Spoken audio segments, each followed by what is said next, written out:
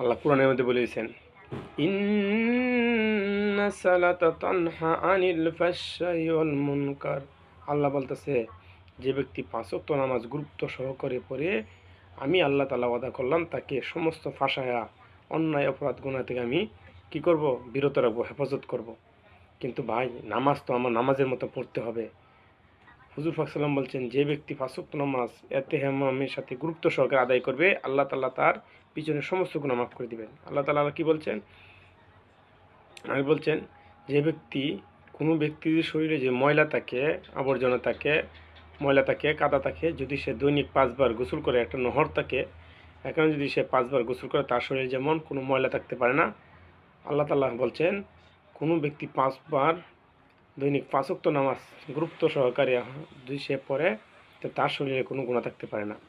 আর নামাজটা হলো এমন, আমি যখন নামাজ পড়ি ভাই, আমি টাইসের মধ্যে সেজদা দিতেছি তা না, আমি জায়নামাজের মধ্যে সেজদা দিতেছি তা না, আমি নামাজের মুসল্লায় সেজদা দিতেছি তা না ভাই, আমি একমাত্র আল্লাহ তাআলা কুদরতি ভাই সেজদা দিতেছি। আর নামাজটা আমার এমনভাবে পড়তে হবে যে আমি আল্লাহকে দেখতেছি না, আল্লাহ অবশ্যই আমাকে দেখতেছে। আর নামাজ পড়ব, আমি আল্লাহ তাআলার সাথে সামনে সামনে দাঁড়াইতেছি।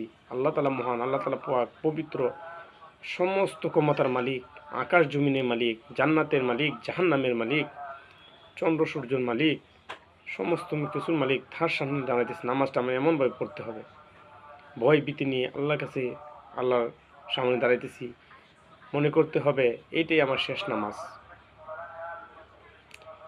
আর একদিন হাসান বসরি রহমতুল্লাহ আলাইহি এক লোকের কাছে গেছে, বলতেছে, হাসান বসরি রহমতুল্লাহ আল্লাহর ওলি, তখন ওনার কাছে এক লোক গেছে যে, আমাকে কোনো ওসিয়ত দেন। কি ওসিয়ত দিব? যে আমি আমল করতে পারি।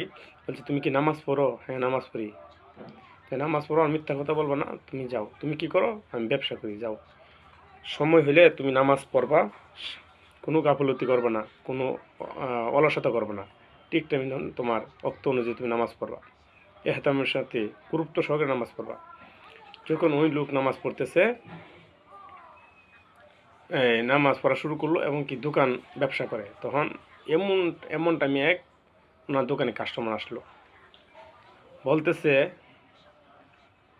যে, ভাই কিছু সদাই দেওয়া যাবে? কারণ পাশেই ইহুদির দোকান। তখন এই মুহূর্তে বলছে, আল্লাহু আকবার, আল্লাহু আকবার, মানে আজান দিতেছে, মসজিদ থেকে আওয়াজ আসতেছে, আজান দিতেছে। তখন বলতেছে, ভাই আমি কিছু সদাই নিব, দিবেন? কইছেন, না, এখন আমি দিতে পারবো না, ওই পাশে একটা দোকান আছে, এই পাশের দোকানটা ইহুদির, এই দোকান থেকে নিয়ে যান। তখন ওই কাস্টমার বলতেছে, হাই রে, উনি আমাকে দিবে না, এখন চলে যেতেছে। আর ইহুদি দোকানদার হাসতেছে, হাই রে, কি মন বোকা, সে কাস্টমার বিদায় করে চলে যেতেছে, কিন্তু সে কাস্টমারের তোয়াক্কা করে নাই, কেন বিক্রি করবো সেই তোয়াক্কা করে নাই, সে একমাত্র আল্লাহ তাআলাকে ভয় করছে। আল্লাহু আকবার, আল্লাহু আকবার বলতেছে, আজান দিতেছে, আজানের ধ্বনি শুনে সে দোকান বন্ধ করতেছে। ওই হাসান বসরি রহমতুল্লাহ বলছেন যে, যখন নামাজের সময় হবে, নামাজ পড়বা ওয়াক্ত মতো, সে আল্লাহু আকবার ধ্বনি শুনে সে দোকান বন্ধ করে দিলেন। কি করলেন? দোকান বন্ধ করে দিলেন, আর বিক্রি করবে না। দেখেন কি ইমান, কি স্পিডে, মানে তখন উনি চলে গেলেন। আর আমরা দুনিয়াতে কি করি? কাস্টমার পাইলে আরও বিক্রি করি, আজান পরে পড়ি, আজান কাজা করে দিই। আর উনি আজানের শব্দ পাইয়া কাস্টমার বিদায় করেছেন, বিক্রি করেন নাই। তখন উনি গেছেন বাসায়, গিয়া নামাজ টামাজ পড়ছেন, জোহরে নামাজ পড়ে একটু রেস্ট নিয়ে দোকান খুলছেন। তখন আবার দোকান খুলছেন। তখন আল্লাহ তাআলার কাছে এমন পছন্দনীয় হয়েছে, এমন পছন্দ হয়েছে, আল্লাহ তাআলা আকাশ থেকে ফেরেশতা পাঠাইয়া দিয়েছেন। হাদিসের মধ্যে আসছে, আল্লাহ তাআলা ফেরেশতা পাঠাইছেন। ফেরেশতা পাঠাই দিয়েছে যে, ইহুদির দোকানে 1 বছর বিক্রি করলে যত লাভ হবে, তার থেকে দ্বিগুণ লাভ হয়েছে। আবার অন্য অন্য হাদিসের মধ্যে আসছে যে, ইহুদির এই দোকানের সমস্ত মাল বিক্রি হয়ে গেছে।